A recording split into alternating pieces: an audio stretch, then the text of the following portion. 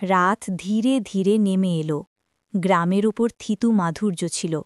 বাতাসে কুসুমের সুবাস, ঘরে মাটির দ্বীপের মৃদু আলো, আর খোলা আকাশে ঝরঝরে তারা। কিন্তু সেই বছর গ্রামের মানুষদের মনে ছিল একটা অবিশ্বাস্য উদ্বিগ্নতা। শিবলুবাবু, গ্রামের বৃদ্ধ জ্যোতিষ, বারবার বলছিলেন, এ বৎসর কোনো অশুভ শক্তি গ্রামটায় লুকিয়ে আছে। মানস্ট্রং যেন কিছু বদল হয়েছে। গ্রামের পুকুর পাড়ে এক ছোট্ট মেয়ে বসেছিল। নাম ছিল মিতালি। মিতালি ছিল সাহসী, তার মনে সবসময় অন্যদের জন্য ভালোবাসা জেগে থাকে। তিনি শুনেছিলেন বড়দের কথা, কিন্তু ভয় পায়নি।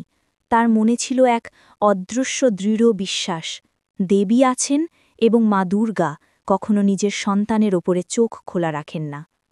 এক রাতে যখন চাঁদ কবে ওঠে বুঝতেই পারছিল না, গ্রামে অদ্ভুত শব্দ শুনতে পেল সবাই। গরুর ডাক, কুকুরের ঘেউ ঘেউ কেটে গেলে তারপর অচেনা ফিসফিস। মনে হল কেউ গভীর জঙ্গলের ভেতর থেকে ডাকছে। লোকেরা জিজ্ঞেস করল, কে ডাকছে? কেউই উত্তর দিতে পারল না। গ্রামের মানুষ একত্র হলেন মণ্ডপের কাছে। বুক পোকায় কাঁপছিল।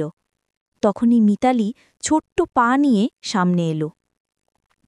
আমরা সবাই ভয় পাচ্ছি, সে বলল।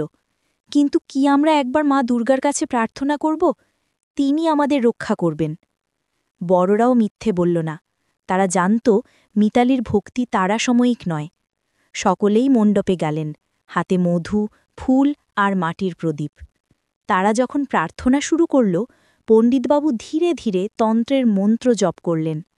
শব্দটা ছিল শান্ত, কিন্তু শক্তিতে ভরা। মিতালি তার ছোট্ট কণ্ঠে গেয়েছিল গান, মায়ের উদ্দেশ্যে গান। মা, তুমি আসো, আমাদের ভয় দূর করো। তিনি চোখ বুজে ভালোবাসা পাঠালেন, শুধু ভয় নয়, দুঃখ, ক্ষুধা, সব। হঠাৎ বাতাস ঘুরে গেল, পাতার ঝাঁকুনিতে যেন আলোকছটা ছিটে পড়ল। মণ্ডপের বাতি যেন শক্তি নিয়ে জ্বলতে লাগল। গ্রামের মানুষ চারদিকেই তাকিয়ে রইল। চোখের কোণায় তারা দেখল একটা মহিমা। আকাশে যেন অমল ধোঁয়ায় পর্দা উঠল, আর সেই পর্দার মাঝে ধীরে ধীরে একটি রূপ প্রদীপ্ত হতে লাগল, মহিমাময়ী দুর্গা।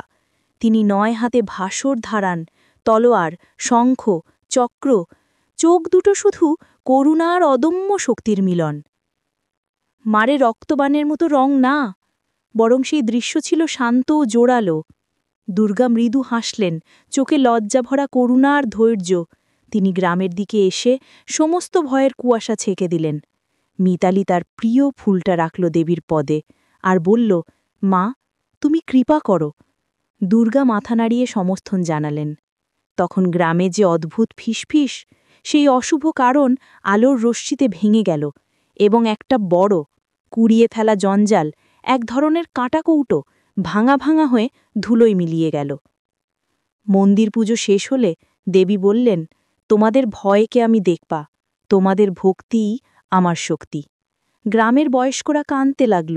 আলোদের আড়ালে যে অনেক কষ্ট ছিল তা তারা চেনো করল। মিতালি তখন উপলব্ধি করল, ভয় পেয়ে বসে থাকাই হতাশার উৎস। মা, তুমি যখন আছো, তবে আমার মন আর ভয় পাবে না।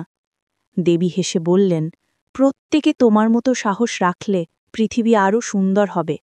শুধু কীর্তি নয়, ভালোবাসা, সহানুভূতি আর পরিশ্রম, এই আমার আসল অস্ত্র। অগতা গ্রামের মানুষ একে অপরের দিকে তাকিয়ে বলল, আমরা আর পরস্পরকে কষ্ট দিব না, আমরা একে অপরের পাশে থাকব।